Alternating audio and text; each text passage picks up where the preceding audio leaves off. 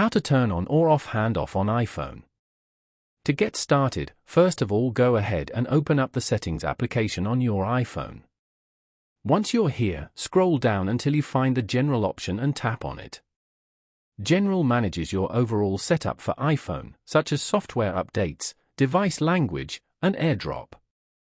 Inside the General menu, scroll to find and tap on AirPlay and Continuity. On this screen, locate the Handoff option.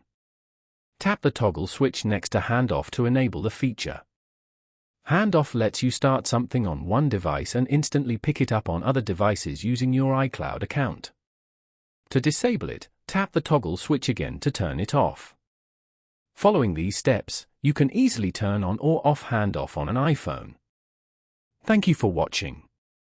Please leave a like if this tutorial helped you, or leave a comment below if you have any questions related to the video.